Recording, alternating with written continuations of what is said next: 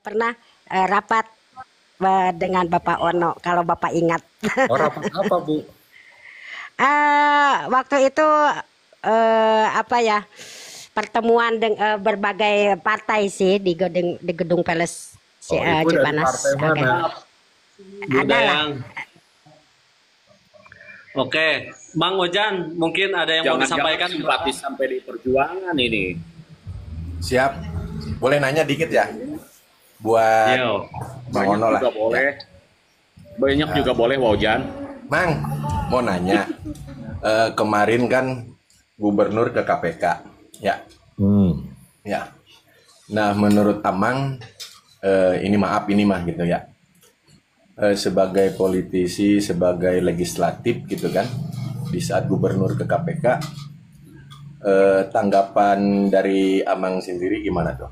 Saya setuju, tapi Siap. gini, saya setuju pada saat KPK itu mendampingi Jawa Barat. Ya, jadi gini, Pak Gubernur itu informasinya tuh ada yang dipanggil KPK untuk melakukan klarifikasi, ada yang Pak Gubernur datang sendiri. Ini yang belum jelas nih, ada dua opsi. Karena gini, sebelum itu ada media ya yang memberitakan bahwa LSM kompak melaporkan ya Pak Gubernur Sekda terkait dengan anggaran 1,2 triliun untuk bangunan. Yang bangunan ini kan belum terperinci seperti apa. Nah, lalu hari Senin kemarin Pak Gubernur datang. Saya setuju karena apa? Kang, Jawa Barat ini sudah ada 3 anggota DPRD yang ditangkap KPK. Jadi saya mendukung Pak Gubernur apabila nanti KPK mendampingi dalam proses perencanaan, pembangunan, pelaksanaan, evaluasi di Jawa Barat.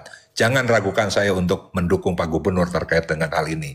Makanya apa? Yang membongkar UU Rizalul Ulum yang punya STIA, ya Al Ruzan yang 30 miliar kan namanya saya yang menyebut, bukan Pak Gubernur.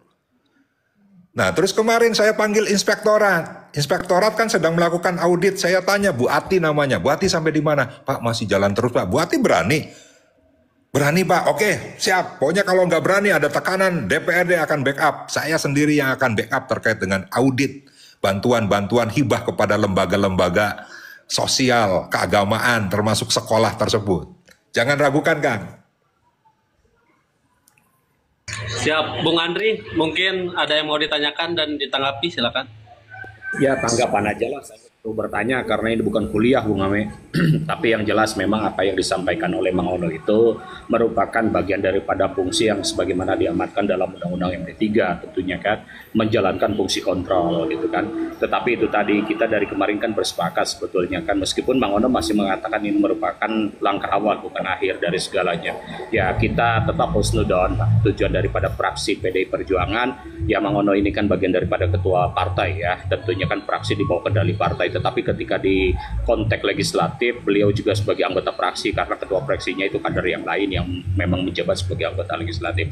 Ya, artinya begini, kalaupun memang ada dugaan pelanggaran, kita masih mendepankan asas praduga tak bersalah. Ada dugaan pelanggaran berkaitan dengan masalah konstitusi atau sumpah janji seorang kepala daerah. Ya, kita dari kemarin juga sepakat, meskipun di sini banyak pecinta KDM dan saya juga salah satu pimpinan relawan di KDM Mang Ono yang memang notabene ikut capek kemarin lah ikut mengkampanyekan beliau. Meskipun awalnya sebetulnya kita minimal atau kader T yang berbobot yang sudah dikenal walaupun elektoralnya itu masih di bawah, kita juga berharap bahkan ketika injury time PD Perjuangan mendaftarkan ke KPU Provinsi Jawa Barat itu kita masih berharap Mang Ono ini berpasangan dengan Mas Anies gitu, tapi karena ketentuan baik itu secara politik maupun regulasi kan tidak memungkinkan itu karena mungkin Ibu Ketua Umum juga memiliki pertimbangan yang lain.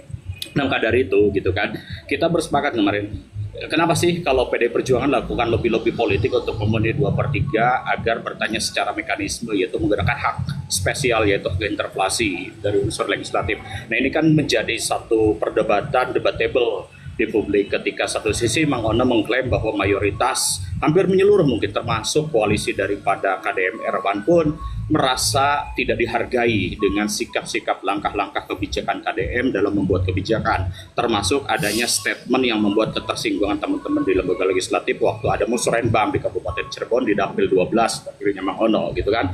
Nah, sih kalaupun memang hal-hal demikian ya sudah deh gitu kan. Ya walkout juga bagian daripada hak dan itu diatur secara konstitusi gitu kan. Bahkan kita juga menduga mungkin harapan fraksi PD Perjuangan itu langkah walkout diikuti oleh fraksi yang lain gitu kan, sehingga agenda paripurna itu setidaknya kalaupun tidak batal ditunda gitu kan untuk sementara waktu dipending.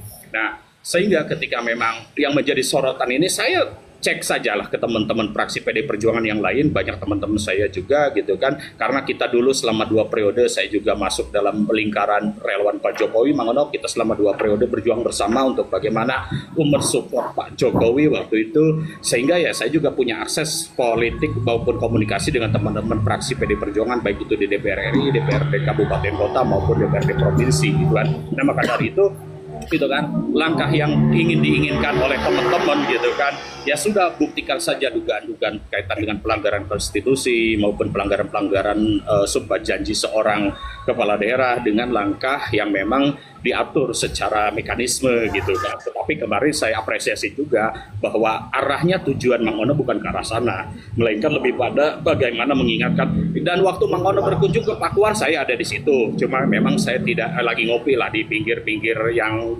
balong itu gitu kan. Sebenarnya nggak sadar aja kita kerap kali ketemu waktu pilkada Karawang pun gitu kan, kita sering kali ketemu untuk berdiskusi gitu kan. Dan dalam konteks ini ya tentunya kita meminta coba deh gitu kan, kalaupun memang kemarin ada salah satu perwakilan fraksi Nasdem yang perempuan mengatakan perbaiki hubungan antara legislatif dengan eksekutif. Kalau di mata publik hari ini karena DPRD belum secara kelembagaan, sehingga dianggap bahwa hubungan antara eksekutif dengan legislatif Jabar ini masih baik-baik saja. Adapun sikap fraksi PDIP itu merupakan sikap politik yang memang notabene-nya juga menurut saya itu legal dan diatur secara konstitusi gitu, tidak jadi masalah gitu kan.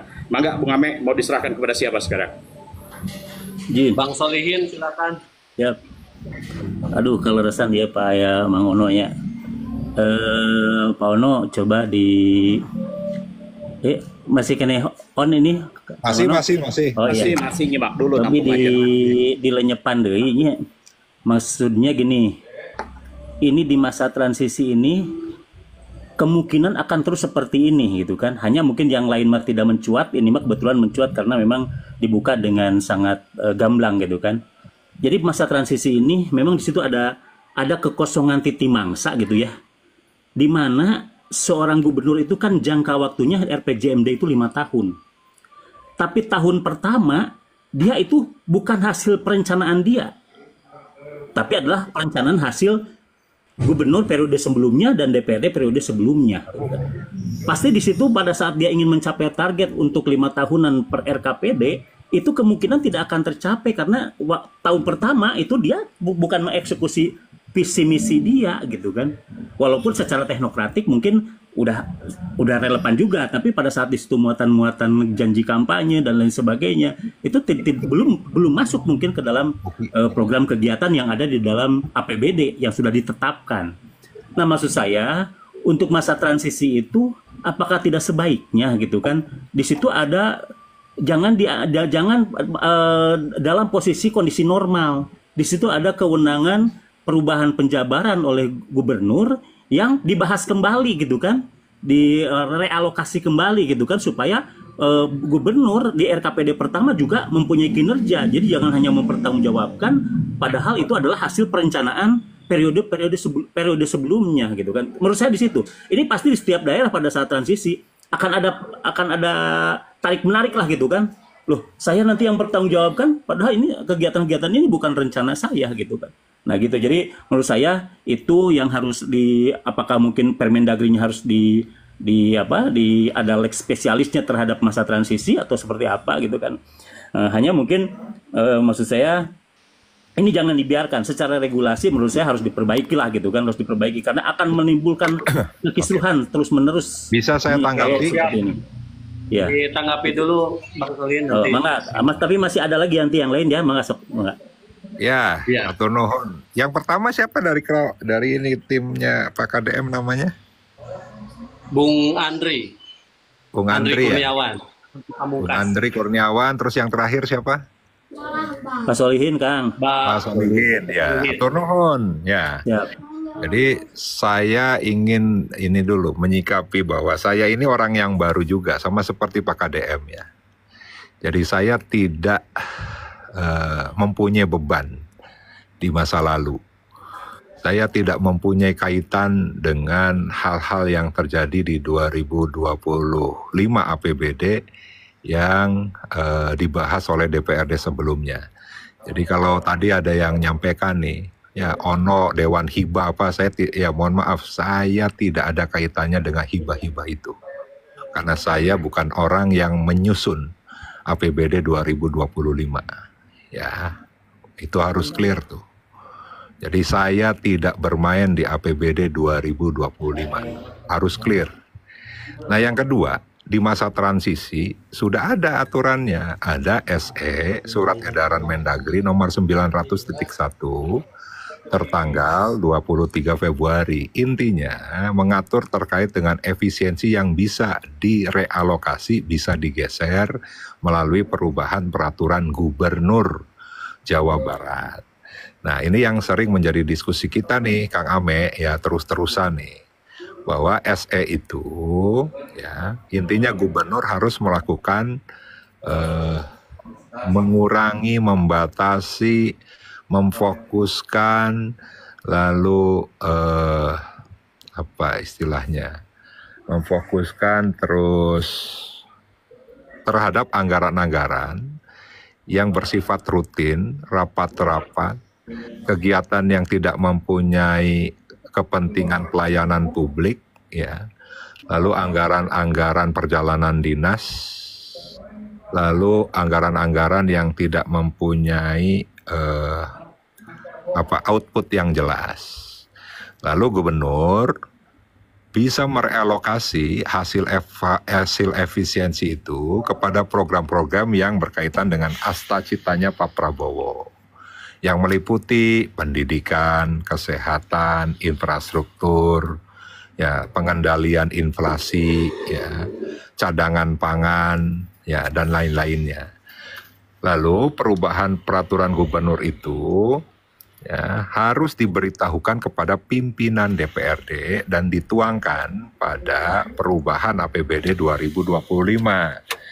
Nah, yang terjadi adalah pimpinan DPRD diberitahukan ya, dalam apa ya? Dalam suatu format laporan yang memang secara umum masih gelondongan ya, yang pada akhirnya kita tidak tahu yang diefisiensikan itu apa saja dan hasil efisiensi yang direalokasikan itu untuk apa saja. Nah, lalu kita undang nih Kang Andri, TAPD, kita minta penjelasan, paling tidak kita diberikan rekapitulasi hasil efisiensinya seperti apa, dinas-dinas OPD apa saja yang telah diefisiensikan, anggaran apa saja, sehingga terkumpul 5,1 triliun. Lalu kita pun minta rekapitulasi 5,1 triliun itu untuk apa saja. Nah, yang hasil realokasi itu atau pergeseran itu kan sudah diumumkan kepada publik melalui media sosialnya Pak KDM kan, yang 5,1 triliun. Nah, DPRD minta rincian. Kalau misalnya terkait dengan infrastruktur, misalnya Bina Marga apa saja jalan yang dibangun, jalan mana saja yang dibangun. Kalau misalnya di perhubungan, PJU di titik-titik mana saja, paling tidak kan DPRD diberitahu secara lengkap. Nah, sampai dengan hari ini Pak Gubernur atau TAPD belum memberikan itu. Ya, walaupun hanya baru 6 OPD yang telah memberikan. Nah, sehingga kenapa kita tanyakan jangan sampai nanti pada saat perubahan APBD DPRD masih belum tahu. Padahal misalnya kegiatan-kegiatan itu sudah berjalan. Nah, inilah tata kelola yang harusnya bisa juga misalnya meninggalkan hal-hal yang normatif sesuai dengan peraturan tersebut melalui komunikasi yang awal Sehingga apa? Sehingga pada saat pembahasan perubahan APBD ya clear semua. Ya kan, karena sudah dikomunikasikan dulu. Nah, ini yang belum terjadi. Nah, tapi kita terus nih. Terus intinya menyikapi itu, dan saya sepakat tadi dengan Kang Solihin. Ya, di masa transisi memang 2025 ini bukan milik gubernur yang lama, tapi milik gubernur yang baru. Nah, makanya kuncinya di perubahan. Anggaran-anggaran yang memang sudah ada judulnya, maka itu bisa ditambahkan, misalnya kalau itu menjadi prioritasnya Pak KDM. Tapi sebaliknya, pada saat anggaran itu belum ada judulnya, maka menunggu di perubahan APBD. Nah, itu ya sudah mewadahi. Nah, tapi kembali lagi, seyogyanya dilakukan komunikasi yang baik. Ya, itu Kang, sebenarnya simpel lah. Simpel sebenarnya. Nah, sehingga ke depan tadi intinya terus kita nih Kang Andri ya akan seperti apa? Saya pastikan hari Kamis yang akan datang ada Pak Gubernur, PDI Perjuangan 17 anggota akan full. Ya, itu pun juga yang saya sampaikan ya kan kepada teman-teman fraksi yang lain. Karena apa? Karena tadi Pak Gubernur sudah minta maaf. Hari ini informasinya ketua-ketua fraksi diundang ke Pakuan gitu kan. Beres lah. Politik ini dinamis, ya kan? Politik ini dinamis. Pak Ngono, mungkin ada yang bertanya lagi ini. Kang Agus, ini dulu, Teis dulu, nanti Kang Agus. Silakan, Teis. Nyimak dulu lah. Kang Agus, silakan. Ya, hatur nuhun. Gula jeung bunyi Kang Ono sampurasun. Rampes. Ya. Aduh. Nah, sinyal Bung Ame. Ini begini, kalau saya mungkin memberikan apa sedikit masukan ke Mang Ono. Ini tuh sebetulnya di Jawa Barat terjadi kegaduhan karena ada ya mungkin tidak sinkronan perilaku di teman-teman anggota dewan. Karena mohon dibedakan cara berkomunikasi anggota dewan dengan masyarakat umum. Kami bebas menjadi buzzer, menjadi konten kreator, menjadi apapun, tapi kan akan berbeda dengan para anggota dewan. Karena satu anggota dewan itu juga kan tidak bisa secara mandiri menjadi diri sendiri kayak Mang Ono lah. Kan nggak mungkin beber-bebetan sesuai hati nurani tanpa ada persetujuan fraksi dan partai. Harus sesuai dengan koordinir fraksi dan partai. Gitu. Dan undang-undang, Kang. Betul.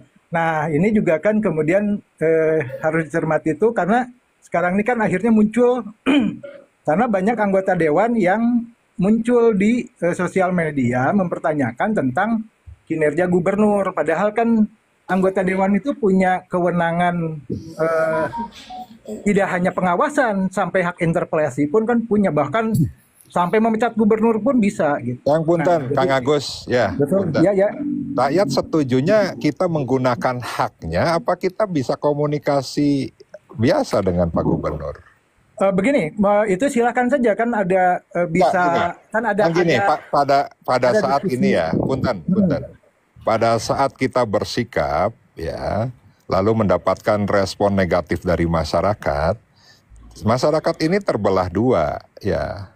Satu, mendiskreditkan anggota DPRD yang menanyakan itu, lalu satu lagi silakan menggunakan haknya, gitu kan. Nah, dua-duanya ini sebenarnya pola, ya. Pola yang harus dihormati juga. Pada saat orang-orang itu anggota DPR itu menanyakan, maka tidak melalui forum khusus gubernur bisa menyampaikan. Seperti mengundang misalnya. Kalau hari ini tadi sore memang benar dilakukan, itu menjadi upaya. Tapi kalau misalnya teman-teman DPRD dituntut untuk menggunakan haknya, akan lebih ramai menurut saya. Ya, begini Mang Ono. Jadi maksudnya silakan. Tapi kan kemudian teman-teman di DPRD itu memilih meributkannya di sosial media. Nah, ini kan yang akhirnya menjadi sekarang gini. Jadi sebentar. Pak Agus juga harus konsisten gini ya. Pada saat menuntut DPRD bekerja sesuai dengan peraturan perundang-undangan, gubernur juga harusnya sama. bekerja sesuai dengan peraturan perundang-undangan. Seperti misalnya gini, pada saat bicara menelurkan sebuah program, seyogianya ada tahapan. Tidak dipublish di media sosial terlebih dahulu misalnya. Tapi yang dilakukan oleh KDM kan seperti itu. Nah, sehingga ini pun memacu reaksi dari teman-teman DPRD. Ya kan, aksi reaksi itu kan terjadi, Kang Agus. Ya, betul. Begini Kang Ono. Jadi kalau kita sih sebagai masyarakat tidak peduli mau KDM itu benar atau salah. Kalau dia memang salah, kan tugas DPR itu pengawasan. Dan juga ada sampai punya hak interpelasi. Tapi ya jangan malah ribut di sosial media, tapi manggil gubernur juga enggak. Berarti Kang Agus mendukung nggak kalau DPRD mengundang secara resmi melalui interpelasi? Begini, karena tadi kan ada dari pernyataan Kang Ono juga yang menyatakan banyak KDM itu, gubernur itu melakukan tindakan yang melanggar undang-undang. Nah, sehingga ini kan ini kan Kang Ono yang menyampaikan sebagai pimpinan DPRD ya. Betul, makanya gini, makanya wacana yang saya bangun di media itu, di beberapa TV, di beberapa media menyampaikan, saya ingin mendapatkan respon dari masyarakat. Kalau masyarakat memang menuntut DPRD itu untuk melakukan interpelasi, hak angket, atau bahkan menyatakan pendapat, ya kita akan jalan, Kang.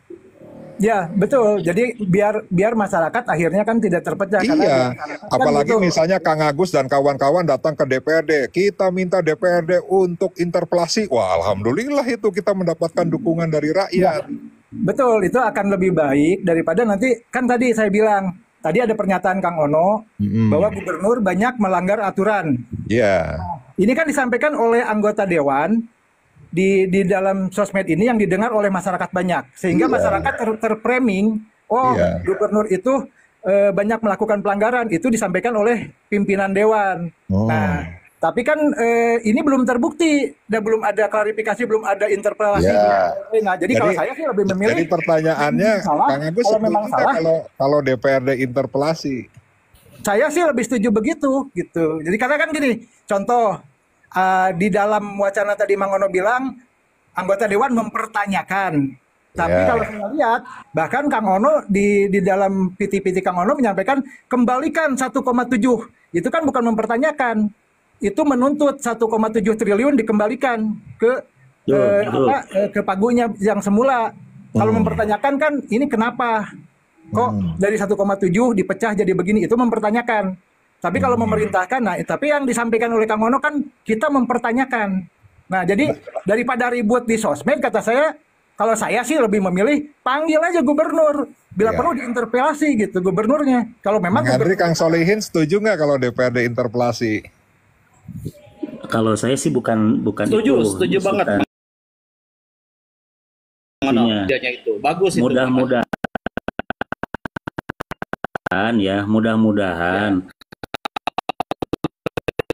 interpelasi kan belum tentu juga nanti larinya ke angket, approval gitu. Iya. Tapi interpelasi itu, Kang, harus didukung 2/3. Ya, setidaknya kan gubernur punya hak jawab di tempat resmi gitu, Kang. Iya. Di forum resmi DPRD, gubernur punya hak jawab kalau memang gubernur dinyatakan salah. Kemarin kan gini, kemarin juga kan misalnya Pergunu ya, Persatuan Guru NU juga menyampaikan hal yang sama, ya mendorong DPRD untuk interpelasi. Nah makanya kalau ini memang masih terus kencang ya, menurut saya misal nih, ya pasti kita juga berupaya untuk itu, apalagi misalnya masyarakat mendukung dilakukannya interpelasi. Tetapi kalau misalnya clear ya kenapa juga harus interpelasi? Kang, punten dia mudah-mudahan saya tidak sudon gitu ya. Tapi punten tapi opini masyarakat dengan mempertanyakan 1,7 itu kan itu memang aliran-aliran ke kayak itu dijaring dari mungkin hasil reses dan hasil Obsrenbang lah gitu kan. Nah, tapi maksud saya mudah-mudahan itu tidak kepentingannya ya, bukan kepentingan dalam tanda kutip gitu ya. Maksud saya itu kalau tadi memang belum ada rinciannya, dulu malah zaman-zaman dulu mah tidak boleh malah DPRD sampai masuk ke teknis, sampai Kang, masuk kalau ke digit yang berapa gitu kan. 1,7 itu kan sudah ada rinciannya, Kang. Makanya kita tahu misalnya gini. 1,7 itu misalnya 700 miliarnya untuk TIK, dan saya setuju dengan Pak KDM itu dihapus TIK itu. Saya setuju, awas loh, jangan salah loh. Saya setuju TIK itu dihapus. Karena apa? Sekolah lebih butuh ruang kelas baru. Saya setuju. Yang saya tidak setuju misalnya ada untuk posyandu. Posyandu cuma 20 miliar tapi beliau hapus, ya kan? Nah, terus ada misalnya irigasi, terus ada jalan, ada penerangan jalan umum. Nah, itu pun dihapus. Nah, maksud saya 1,7 itu diinventarisasi lagi, mana yang kebutuhan rakyat yang real, yang berkaitan dengan infrastruktur, ya itu jangan dihapus. Tapi kan oleh Pak KDM dihapus semua. Jadi sebenarnya pada saat bicara 1,7 itu juga kan nanti akan dibahas dalam apa? Dalam perubahan APBD. Ya kan? Nah, tapi pada saat bicara 1,7 nih, di forum malam hari ini saya pastikan ya. Saya setuju TIK itu dihapus. Clear ya? Saya setuju TIK itu dihapus. Tetapi ada anggaran-anggaran lain yang seyogyanya tidak dihapus. Kang Ono, dari 1,7 itu ada nggak yang sudah dijalankan oleh gubernur? Saya belum tahu, jangankan dijalankan, Kang. Informasi yang utuh juga kan belum. Nah ini kan gini, masalahnya kan tadi saya bilang, makanya kan tapi kan di dalam PT-PT anggota dewan itu kan artinya sudah dijalankan, Kang. Enggak. Coba Kang lihat, Kang Bolyana. Hibah untuk pesantren dicoret. Gubernur tidak lagi peduli pada pesantren. Gubernur tidak lagi peduli pada Islam. Itu berarti sudah dicoret, Kang. Itu berarti sudah dijalankan. Benar, gini maksudnya dijalankan program yang barunya atau gimana maksudnya? Ya, maksud saya kan ini lagi berproses, lagi mau dicoret-coret mau direalokasi. Ya memang sudah tercoret. Ya kan? Betul. Di perubahan pergub itu sudah dicoret. Betul. Nah, ini kan di situ kan ada bahwa perubahan itu wajib diberitahukan ke pimpinan dewan. Iya. Bukan ke anggota dewan kan wajibnya. Iya. Gitu kan. Nah, kan mungkin Kang Ono juga tahu bahwa ada beberapa perubahan atau pergeseran anggaran yang tidak wajib mendapat persetujuan DPRD selama itu tidak merubah pagunya. Iya. Tapi kalau yang ada merubah berarti harus ada perubahan di APBD perubahan. Ya sekarang gitu gini, kan? Itu nanti wilayah terkait dengan penyusunan APBD ya. Kan kita mempunyai pedoman ya, peraturan pemerintah terkait dengan pedoman penyusunan APBD. Saya sepakat tadi, kalau sudah ada pagunya, jangankan hanya pagu, Kang, yang sudah tercantum dalam rencana kerja pemerintah daerah tahunan, itu bisa langsung dijalankan. Ditambahkan anggarannya ke situ atau dibuat program yang baru, dikasih anggaran tuh bisa langsung jalan. Tetapi program-program yang belum ada RKPD-nya ya itu harus menunggu perubahan APBD. Nah, itu catatan yang sesuai dengan peraturan terkait dengan penyusunan APBD termasuk perubahannya. Betul. Nah, permasalahan tadi yang 1,7, saya setuju TIK itu dihapuskan. Saya setuju TIK itu dihapuskan, tetapi saya tidak setuju manakala ada anggaran operasionalnya posyandu itu dihapuskan misalnya. Terus ada beberapa yang lain sebenarnya kecil-kecil sehingga menurut saya seyogyanya gubernur bisa memilah-pilih kembali. Seperti misalnya tadi Akang menyampaikan terkait dengan dana pondok pesantren. Kan sudah tercoret kan dari 153,58 miliar hanya tersisa 9 miliar 250 juta. Hanya untuk 2 lembaga saja. Terus rame di mana-mana ya kan. Terus Pak Gubernur manggil Kepala Bapeda. Oh masih ada kok.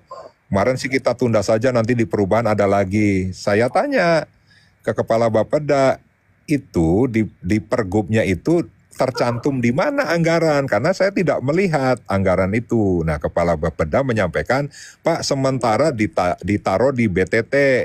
ya belanja tidak terduga nanti bisa ditarik lagi untuk pesantren, ya kan?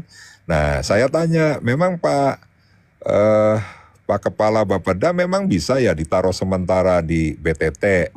Bisa Pak? Ya udah coba. Nah, makanya pada saat bicara terkait dengan perubahan, Kang, ya menurut saya kan ini sesuatu hal yang sebenarnya apa ya, hanya harusnya sih hanya untuk melegitimasi perubahan peraturan gubernur ya terkait dengan penjabaran APBD, harusnya tidak rame gitu kan, di perubahan itu harusnya tidak rame.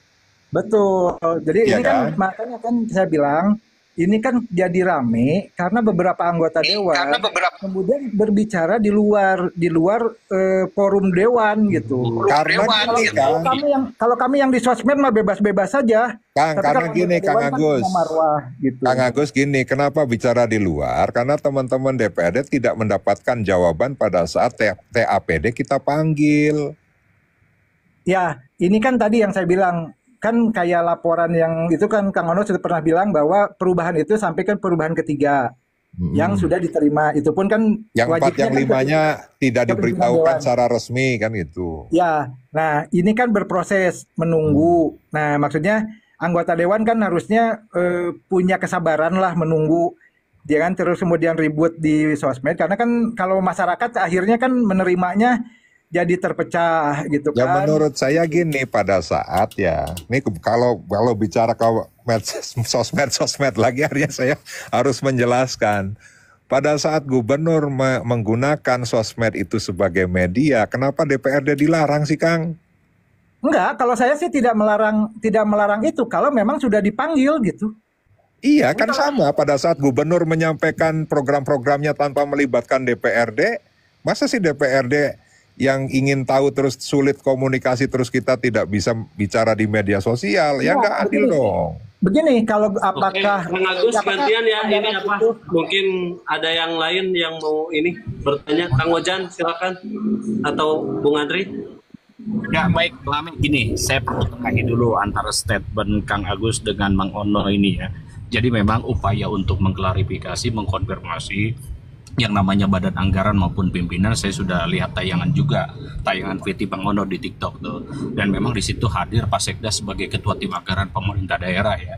Namun mungkin ada ketidakpuasan dari teman-teman lembaga legislatif karena tidak spesifik gitu kan, tidak terinci gitu kan, kaitan dengan pergeseran atau refocusing atas Inpres nomor 1 tahun 2025 yang dibuat oleh Bapak Presiden Prabowo. Nah maka dari itulah akhirnya beberapa teman-teman di lembaga DPRD Jawa Barat ini mempersoalkan sekaligus mempertanyakan lah gitu kan.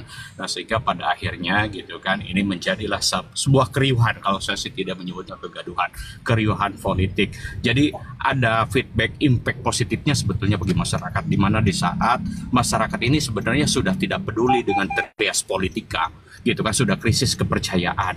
Nah dengan adanya gitu kan perdebatan di ruang publik seperti sekarang ini gitu kan, membuat masyarakat semangat kembali untuk menyimak diskusi-diskusi politik maupun PT-PT yang dimunculkan baik oleh KM maupun oleh Mang Ono. Nah karena itulah kita ambil manfaatnya di sini. Tetapi apapun itu, tadi saya katakan di sini saya sebagai orang KDM, tetapi juga apa yang dilakukan oleh Mang Ono juga masih konstitusional. Nah hanya saja mungkin yang disayangkan oleh masyarakat sebagian besar. Kulan? Atur nuhun. Siap? Atur nuhun. Mohon sami-sami jantan penengah lah, karena seueur gitu kan rekan di praksi PDIP nu caket sareng abdi, termasuk mantan ketua DPRD dulu gitu kan, itu teman seangkatan istri di S3 Unpadnya itu kan dulu. Nah maka dari itulah saya berpikir bahwa ya sudah deh, inilah dinamika politik yang perlu memang menjadi pembelajaran sebagai bentuk edukasi terhadap masyarakat. Masyarakat sudah sangat skeptis sekali dengan persoalan trias politika, terhadap yudikatif tidak percaya, eksekutif apalagi legislatif pun demikian. Yaitu tadi trias politika ini kan membatasi agar tidak ada abuse of power di antara ketiganya. Nah tentu ini kan menjadi pembelajaran buat kita semuanya. Kang Agus tadi apa yang disampaikan oleh Mang Ono itu adalah tatanan memang yang menjadi hak mereka gitu kan. Ya kita juga sebagai masyarakat yang lebih bebas bagaimana untuk menilai, terus memberikan kritik baik itu kepada yudikatif, legislatif maupun eksekutif. Tentunya juga Kang Agus punya hak untuk menilai dan memberikan masukan, karena Mang Ono dan teman-temannya 119 yang lainnya itu merupakan representasi kita yang perlu kita berikan masukan gitu kan, keinginan. Anggap sajalah Rumbung Ame ini, karena kalau reses Perdapil itu tentunya dibatasi dengan kuota jumlah audiens kan. Kalau di sini kan kita bebas bisa menampung puluhan ribu audiens gitu kan. Ya anggap saja ini rumah aspirasi, Mang Ono dengan gentle muncul mau menampung aspirasi-aspirasi yang kita sampaikan, dan ini nanti coba saya kira endingnya sih akan ketemu lah. Kemarin di acara Majalengka aja satu meja berdampingan duduk dengan KDM gitu kan, ngopi bareng ketawa-ketawa. Ketika Mang Ono menyampaikan entah ya samar-samar lah dalam konten, KDM juga menjaga itu mah hak bapak gitu kan. Dan saya paham betul karakter KDM ini dari tahun 99, karena saya ini merupakan juniornya di HMI. Tentu gaya berpolitik, gaya berorganisasinya KDM seperti apa saya sangat paham, dan beliau sebenarnya tidak pernah pakai hati gitu. Ketika misalkan PT Mang Ono muncul, KDM juga menjawab muncul, yaitu tujuannya itu memberi edukasi lah terhadap masyarakat tentang pembelajaran bagaimana mekanisme pemerintahan, sikap politik seorang politisi baik yang itu di eksekutif maupun di legislatif. Ya sudah barang tentu kita di sini ya kalaupun ada persoalan-persoalan teknis yang mau dipertanyakan ke Mang Ono, mumpung Mang Ono ini masih standby gitu kan, seperti Wak Ojan, Kang Agus nih keren nih Mang Ono, beliau berdua ini merupakan masyarakat yang cukup kritis gitu kan. Bahkan saya juga mengajak kepada teman-teman baik itu partai koalisi maupun relawan dan pecinta KDM, kalau ada KDM statementnya yang agak melenceng, kebijakan yang lain, kita kritisi. Kalau Mang Ono tahu awal ketika KDM meluncurkan statement berkaitan dengan ormas, saya marah di Komal ini juga Mang Ono, karena kita juga waktu itu nomornya sempat ganti ke Lingkungan Akses, di mana beliau mengatakan bahwa mayoritas premanisme itu bersumber dari ormas, sedangkan saya sendiri merupakan salah satu unsur pimpinan ormas di Jawa Barat gitu kan. Nah, kata-kata yang tertinggal itu adalah oknum gitu kan. Tapi pada akhirnya ketika kita kritik, beliau mengklarifikasi di depan Polres Metro Depok bahwa itu bagian dari oknum. Kayak saya terlalu semangat menyampaikan perihal itu. Kemudian juga berkaitan dengan masalah pembentukan Satgas Premanisme, kita pun kritisi orientasinya ini mau arahnya kemana gitu kan. Nah, satu sisi yaitu tadi dalam ketentuan mekanisme undang-undang yang berlaku, seorang kepala negara, kepala daerah memiliki hak yang namanya hak diskresi gitu kan, ketika mengisi kekosongan hukum kaitan dengan dodik militer dan lain sebagainya gitu kan. Ini merupakan kedaruratan yang harus segera ditangani oleh seorang pemimpin. Nah pun demikian berkaitan dengan anggaran, kalau saya boleh pinjam analogi bahasa dari Kang Agus itu, kepala daerah atau kepala negara itu ada kalanya menjadi penyanyi solo, ada kalanya menjadi vokalis band. Nah tentu di dalam pergeseran ini sebenarnya betul Kang Agus gitu, secara mekanisme aturan tidak ada yang dilanggar, tetapi dari etika trias politik, memang seorang pejabat eksekutif perlu untuk menyampaikan, melaporkan, dan memaparkan secara terinci kepada representasi rakyat. Sebetulnya kan kewajibannya melaporkan kepada rakyat, tetapi melalui mekanisme trias politika, yaitu lembaga legislatif. Bangga Waujan. Kang Punten, karena saya ada tamu Kang Ame, jadi saya ingin menyampaikan terima kasih malam hari ini diberi kesempatan untuk bisa diskusi. Catatan saya ke Kang Andri, Kang, tolong sampaikan ke Pak KDM. Ya, komunikasi itu bisa lancar manakala Sekda itu juga bisa memfasilitasi. Saya merasa Sekda ini tidak mampu untuk menjembatani komunikasi antara DPRD dan Pak KDM. Jadi mohon menjadi catatan, Pak. Sekda ini, Pak Herman ini menurut saya tidak mampu untuk bisa membangun jembatan komunikasi antara DPRD dengan Pak KDM. Ya, terima kasih hatur nuhun. Ini juga menjadi bukti ya, saya ini tidak anti kritik. Jadi siapapun bisa mengkritik saya, bahkan bisa membuli saya, bisa membuat lagu. Nah, jadi membuat Mang Ono makin terkenal. Hampura tuh bisa nararaek ya, tuh error ya, tuh bisa naikkan, tuh bisa nurun. Hatur nuhun. Punten sekedap. Ini untuk menambahkan, jadi ini tuh kan saya sampai bicara tadi begitu tuh karena memang saya merasa sayang anggota DPRD itu kan punya punya hak khusus ya yang harus dijaga marwahnya oleh mereka. Hak istimewa. Mau sebelum turun boleh nggak saya banyak dulu. pakai sosmed Kang Agus bentar dulu Kang Wajan ya, ini sebelum Kang Ono. Mang Ono, sebelum turun saya boleh nanya nggak? Begini. Ya, ini singkat ya DPRD Jabar bangga nggak kalau misalkan ekonomi Jabar tumbuh 4,98%? Kang, dimanapun saya berada, jangankan tanya ke teman-teman yang lain, dan tanya saya aja. Saya pasti ingin mengukir sejarah di Jawa Barat. Jadi tujuan KDM dengan saya itu sama. Ngapain Nono Surono ada di DPRD provinsi yang 10 tahun di DPR RI? Berarti kita bangga ya? Turun jabatan, terus kita tidak mau Jawa Barat lebih maju.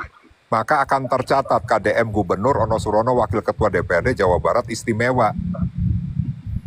Ya, Ono kembali lagi ya. Jadi saya karena ini demi anggota dewan punya jalur gitu. Ya, kan gini saja Pak Agus, kalau Pak Agus di Bandung, saya sih bisa berdiskusi dengan siapapun. Siapapun bisa hadir di kantor saya. Orang kota Bandung kelerasan. Mohon maaf karena saya ada tamu. Ya, mohon Wilujeng Wengi. Ya, nanti kita diskusi di darat, di lab. Siap, nuhun. Siap.